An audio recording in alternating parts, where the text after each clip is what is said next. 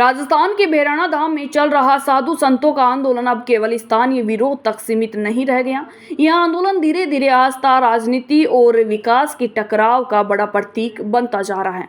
नागौर सांसद हनुमान बेनीवाल के खुलकर समर्थन में आने के बाद इस पूरे मुद्दे ने नया राजनीतिक मोड़ ले लिया है। दरअसल भैरवनाथ धाम में रिको परियोजना के विरोध को लेकर साधु संत लंबे समय से धरने पर बैठे हैं। संत समाज का आरोप है कि औद्योगिक गतिविधियों में धार्मिक वातावरण प्रभावित होगा और क्षेत्र की आध्यात्मिक पहचान को नुकसान पहुंचेगा।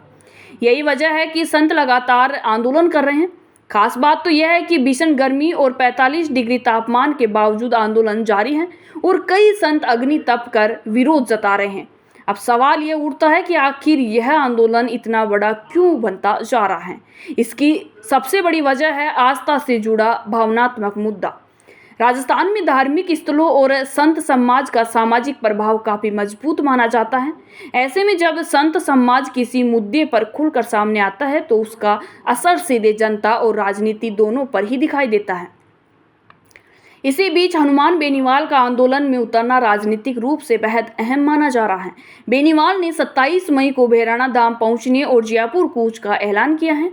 उन्होंने यहां तक कह दिया है कि जरूरत पड़ी तो वे संतों से पहले गोली खाने के लिए तैयार रहेंगे। ये बयान साफ संकेत देता है कि आंदोलन अब केवल धार्मिक विरोध नहीं बल्कि राजनीतिक शक्ति प्रदर्शन का रूप भी ले सकता है।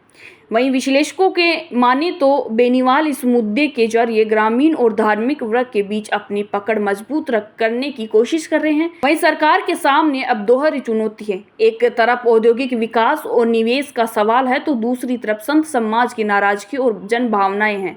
प्रशासन के लिए सबसे बड़ी चिंता 27 मई को होने वाली महापंचायत और संभावित जयपुर कूच को लेकर है। अगर बड़ी संख्या में संत और समर्थक जुड़ते हैं तो कानून व्यवस्था बनाए रखना चुनौतीपूर्ण हो सकता है।